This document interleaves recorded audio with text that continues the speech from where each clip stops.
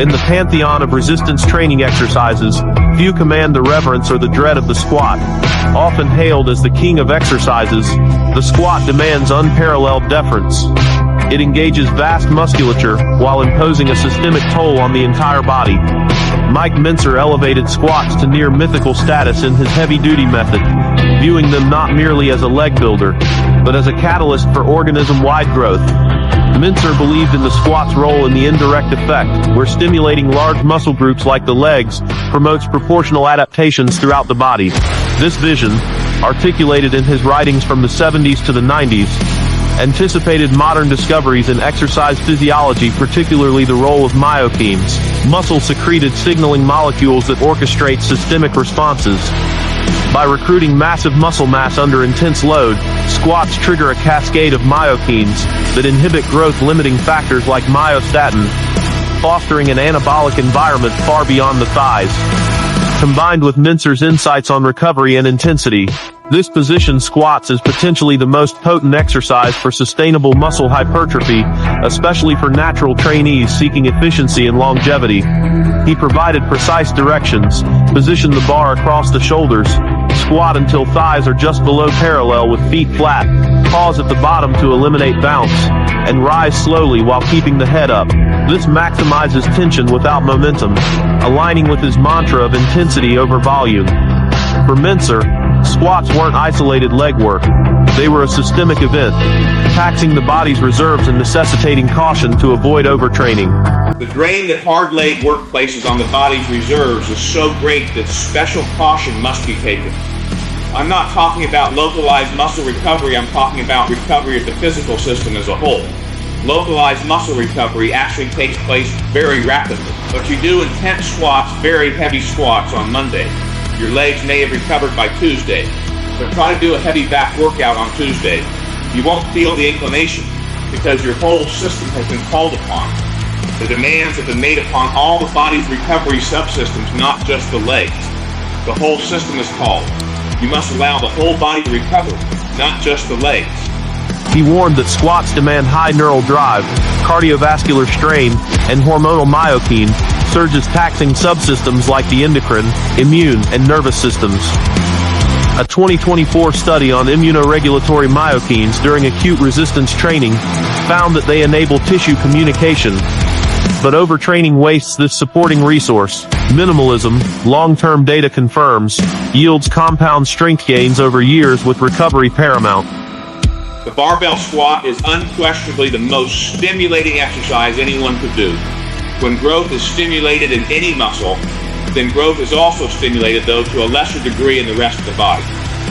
This indirect effect seems to be proportional to the size of the muscle being stimulated, since the legs are the biggest muscles in the body. Their stimulation will have the greatest effect of stimulating growth in the rest of the body.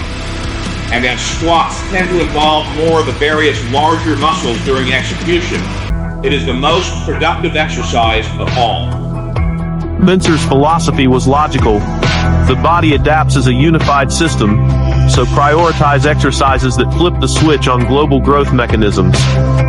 Efficiency, proportionality, and achievement with brief workout sessions served as proof, as did testimonials from clients who gained everywhere from leg-focused intensity. Yet without modern science, Mentzer's ideas were often dismissed as extreme. Today, myokine research vindicates him, revealing squats as a powerhouse for anabolic signaling. Myokines, first conceptualized by Ben Clarlin Pedersen in the early 2000s, are peptides secreted by contracting muscles, acting locally and systemically to regulate metabolism, inflammation, and growth. Resistance training is a potent stimulus for myokine release, with magnitude scaling to muscle mass involved, intensity, and metabolic stress. The more muscle groups contributing to a movement, the more myokines are secreted. And with squats, a lot of muscles contribute. Squats excel here, as they target so many muscle groups simultaneously. The quadriceps are the primary muscles worked, responsible for knee extension and highly engaged when you stand up. The sartorius acts as a stabilizer, contributing to knee stability. The glutes are heavily involved, especially during the ascent. The deeper the squat, the more glutes are activated. The hamstrings assist in hip flexion and knee stabilization, with involvement increasing as you squat deeper. The adductors, especially the adductor magnus, engage to stabilize your legs, particularly with a wider stance. The calves stabilize the ankle joint, preventing heel lift and assisting ankle mobility, and the rectus abdominis, obliques, and lower back activate to stabilize the torso and maintain proper posture. All told, squats recruit up to 70% of the body's musculature, creating hypoxia, lactate buildup, and cell swelling, key triggers for myokines like IL-6, dicorin, and irisin. A 2024 meta-analysis by Tarjan et al. In the Journal of Sport and Health Science found resistance training induces small to large myokine increases immediately post-exercise, with peaks up to 60 minutes, facilitating health benefits. Dicorin, in particular, binds myostatin, a negative regulator of hypertrophy, neutralizing it in circulation, and promoting satellite cell activation for growth. This myostatin inhibition is systemic, explaining Mentzer's indirect effect. Squat's large muscle mass amplifies dicorin output, suppressing myostatin bodywide, and enabling gains in distant muscles. Recent studies further underscore squat superiority.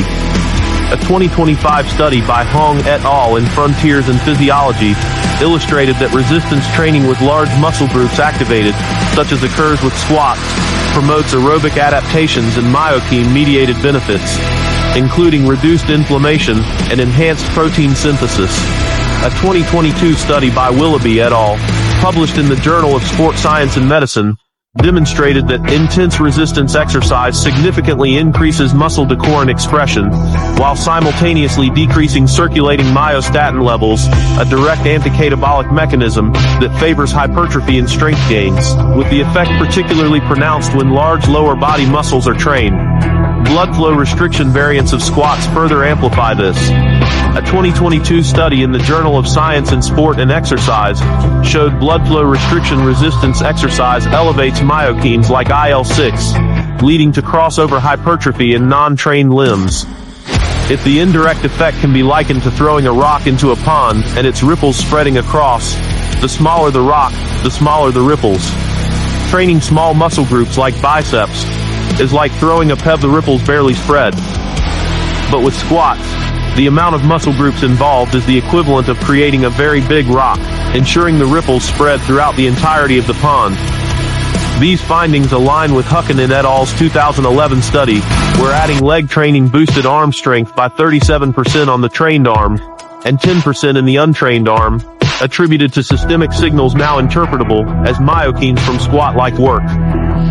Mentzer's emphasis on systemic recovery dovetails with the science.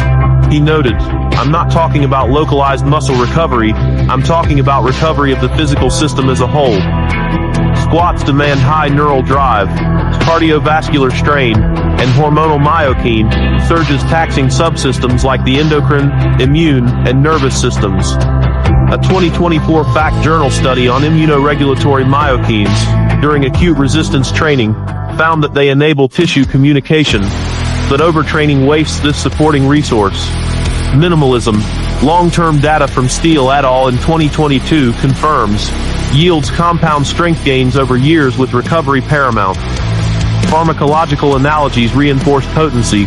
Bosson et al. In 1996 showed testosterone drives global hypertrophy without training, akin to squat's natural myokine boost.